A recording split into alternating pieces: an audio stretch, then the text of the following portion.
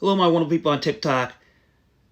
The People's Plaza, 62 Days of Nonviolent Resistance, Representative Justin Jones. That's his book. The foreword by the Reverend Dr. William J. Barber II. Whoa, Reverend Barber? Yes, he's been invited to, Tennessee. Reverend Barber wrote, The Third Reconstruction, Moral Mondays, Fusion Politics, and the Rise of a New Justice Movement. Remember on my videos, you've heard me say many times about Reverend Dr. Martin King Jr., how on March 25th, 1965, he gave that voting rights speech, and he spoke about what? Fusion coalitions between black men and white men, right, in the 19th century, and how they weren't concerned about the color of skin. They voted what? Economics. In fact, they read past the Civil Rights Act of 1875, which said treat everyone equally. The Supreme Court gutted that in 1883.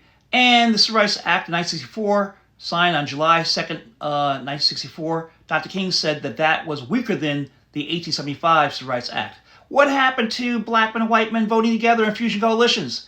They brought in the Southern strategy to divide, okay?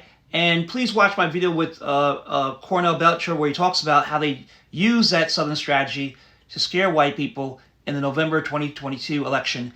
Dems must respond 24/7 to the Southern strategy. But you have now Moral Mondays coming again, I believe.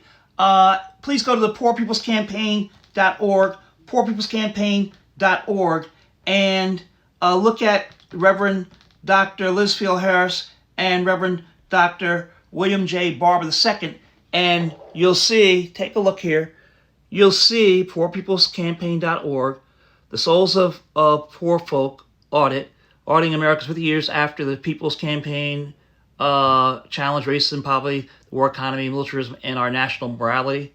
Okay, let's take a look right now at what Representative has to say. Tennessee House this week, Justin Jones and Justin Pearson. Gentlemen, welcome to Meet the Press. I'm sure this was not the way you thought you'd be appearing on this program or other national programs. Justin Jones, let me start with you.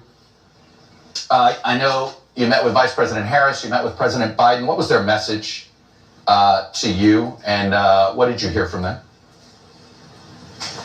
Well, thank you so much for having us on today. I think the most resounding message we're hearing from the White House and across the world and people across this nation is that this attack on democracy will not go on unchallenged, that the Tennessee House Republicans' attempt to crucify democracy has instead resurrected a movement led by young people to restore our democracy, to build a multiracial coalition. We are in the midst of a third reconstruction here, beginning here in Nashville.